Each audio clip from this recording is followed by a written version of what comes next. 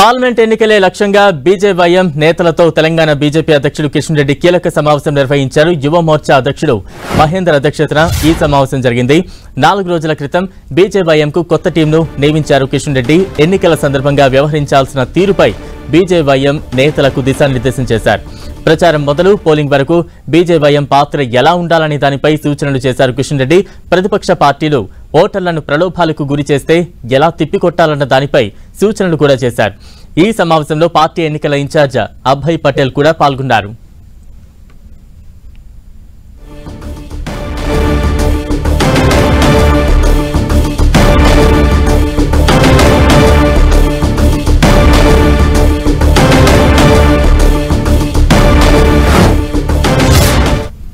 ఎన్నికల సందర్భంగా వ్యవహరించాల్సిన తీరుపై బీజేవైఎం నేతలకు దిశానిర్దేశం చేశారు కిషన్ రెడ్డి. ప్రచారం మొదలు పోలింగ్ వరకు బీజేవైఎం పాత్ర ఎలా ఉండాలని దానిపై పలు సూచనలు చేశారు. పార్లమెంట్ ఎన్నికల లక్ష్యంగా బీజేవైఎం నేతలతో కిషన్ రెడ్డి కీలక సమావేశం నిర్వహించారు.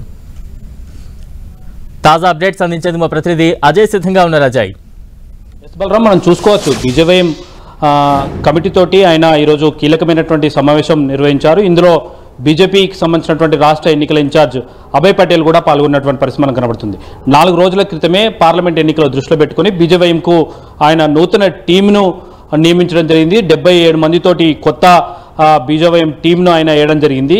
దీంతో ఎన్నికల్లో ఏ విధంగా వివరించాలి, ఎన్నికల సందర్భంగా ఎలా బీజేవైఎం టీమ్స్ పనిచేయాలనే దానిపైన దిశానిర్దేశం చేయడం జరిగింది.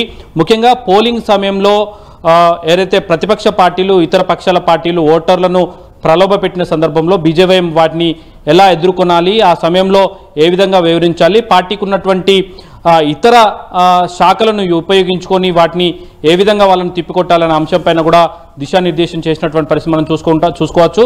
ప్రతి పార్లమెంట్ నియోజకవర్గానికి ఇప్పటికే ఒక లీగల్ టీంని అయితే నియమించడం జరిగింది. వాళ్ళందరికీ బీజేవైఎంతో అనుసంధానం చేయడం, ఎక్కడికెక్కడ ఏదైతే ఇతర పార్టీల వాళ్ళు ఓటర్లను ప్రలోభ చేస్తే ఆ లీగల్ టీంలకు ఇన్ఫామ్ చేయడం, దానికి అనుగుణంగా యాక్షన్స్ తీసుకోవడం, అలాంటి అంశాలపైన కూడా వారికి అవగాహన కల్పించడం, అదేవిధంగా ఎన్నికల సందర్భంగా పోలింగ్ బూత్లకు ఓటర్లను ఏ విధంగా తీసుకురావాలి, ముఖ్యంగా యువతను ఏ విధంగా తమ వైపు తిప్పుకోవాలి, యువత అంతా ఓటింగ్లో పాల్గొనే విధంగా ఏ విధంగా బీజేవైఎం టీంలు అనేది పనిచేయాలి అనే అంశాలపైన ఇటు ఎన్నికల ఇన్ఛార్జ్ అభయ్ పటేల్, అదేవిధంగా బీజేపీ రాష్ట్ర అధ్యక్షుడు కిషన్ రెడ్డి వారికి దిశానిర్దేశం చేసినటువంటి పరిస్థితి కనబడుతుంది.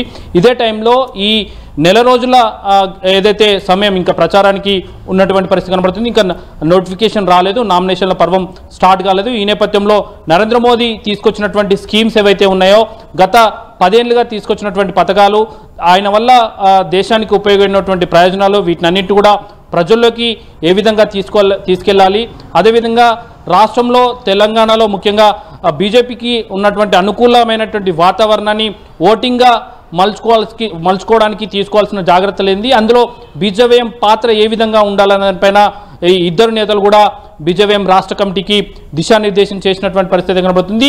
పార్లమెంట్ ఎన్నికలే లక్ష్యంగా వరుసగా ఈ అనుబంధ కమిటీలతోటి సమావేశాలు నిర్వహిస్తూ వస్తున్నటువంటి పరిస్థితి మనకు కనబడుతుంది. ముఖ్యంగా ఇటీవల కిసాన్ మోర్చాతో సమావేశమైనటువంటి సందర్భంగా రైతులకు ఉన్నటువంటి సమస్యలపైన కిసాన్ మోర్చా ఆధ్వర్యంలో ఇటీవల నిరసన కార్యక్రమాలు కూడా చేపట్టినటువంటి పరిస్థితి కనబడుతుంది.